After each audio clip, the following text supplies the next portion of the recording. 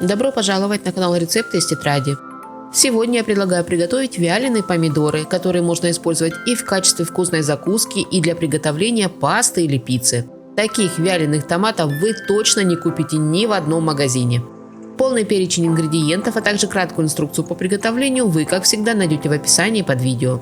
Итак, сначала нам нужно подготовить 1 кг спелых, но плотных томатов с так называемой мясистой мякотью. Идеальный вариант – это томаты сорта сливки или бычье сердце, но также неплохо себя ведут при вялении и розовые помидоры. С помидоров нам необходимо снять кожицу, поэтому на каждом томате делаем небольшие крестообразные надрезы. Глубоко резать не нужно, достаточно сделать надрез глубиной 1-2 мм.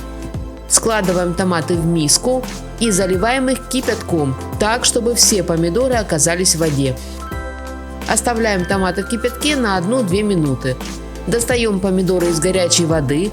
Для удобства можно их сразу переложить в холодную воду, так руки не обожжете и чистить будет удобнее. Но это не обязательно.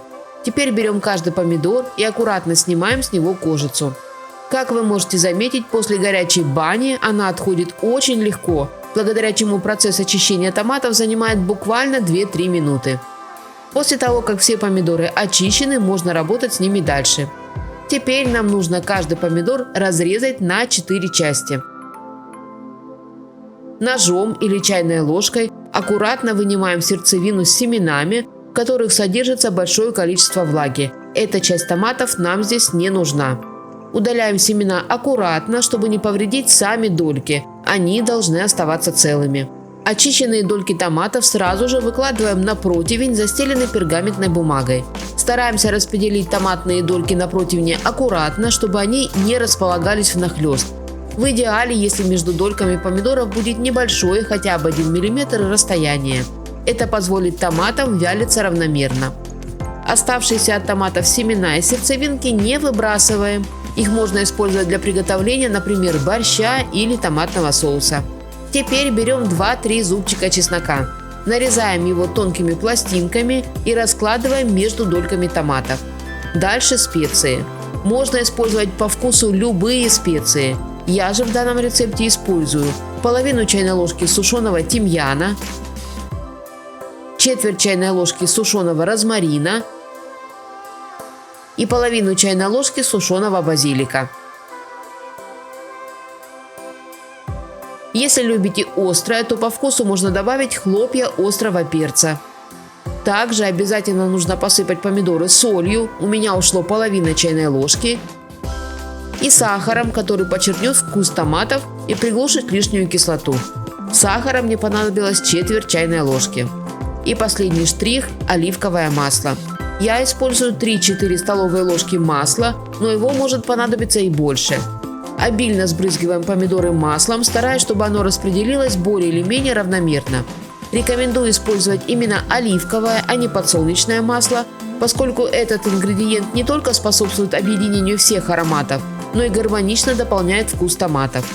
Противень с подготовленными помидорами отправляем в духовку, где наши томаты будут вялиться на протяжении 3-4 часов при температуре 60-70 градусов и режиме конвекция.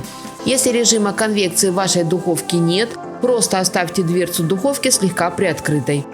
Время от времени помидоры необходимо проверять, чтобы их не пересушить. Томаты должны оставаться мягкими и сочными. Это очень важно, поэтому их лучше не досушить, чем пересушить. Правильно приготовленные вяленые помидоры остаются эластичными и как будто слегка сыроватыми. В этом их основное отличие от магазинных, и благодаря этому их вкус получается более насыщенным и богатым. Готовые помидоры перекладываем в заранее стерилизованную банку прямо вместе с чесноком, приправами и острым перцем, время от времени уплотняя их вилкой или ложкой, но ни в коем случае томаты не давим. Теперь еще один важный момент. Помидоры обязательно нужно залить маслом. В первую очередь добавляем то масло, которое осталось в противне. Оно уже вобрало в себя ароматы трав и чеснока, благодаря чему помидоры получатся еще более ароматными. Если его не хватает, доливаем свежее оливковое масло. Важно, чтобы помидоры были полностью покрыты. Так они сохранят вкус и не испортятся. Хранить такие помидоры можно в холодильнике 2-3 недели. Но если вы хотите сделать заготовку на зиму, банки после наполнения нужно дополнительно простерилизовать. Это можно сделать на водяной бане или в духовке при температуре 120-130 градусов. 10-15 минут будет достаточно. Как я уже говорила, такие помидоры можно использовать для приготовления разнообразных вкусных блюд, например, пиццы или пасты. А еще такие вяленые помидоры – это идеальный вариант для приготовления очень вкусной, ароматной и необычной закуски. Достаточно взять любой сливочный сыр, намазать им ломоть свежего хлеба или ароматный хрустящий тост, сверху выложить несколько долек вяленых помидоров, можно также добавить несколько кусочков чеснока и украсить все это великолепие несколькими листиками свежего базилика. И вуаля! Вкусная, ароматная, сытная и освежающая закуска готова. Закуска, которой можно разнообразить любой домашний обед или ужин, или дополнить любое праздничное меню. Не забывайте ставить лайки, если вам понравился этот рецепт. И, конечно же, подписывайтесь. У меня в тетрадке еще много вкусных и интересных рецептов, которыми я с радостью поделюсь. Мира всем нам, здоровья и чистого неба над головой. Берегите себя и своих близких. Приятного аппетита и до новых встреч!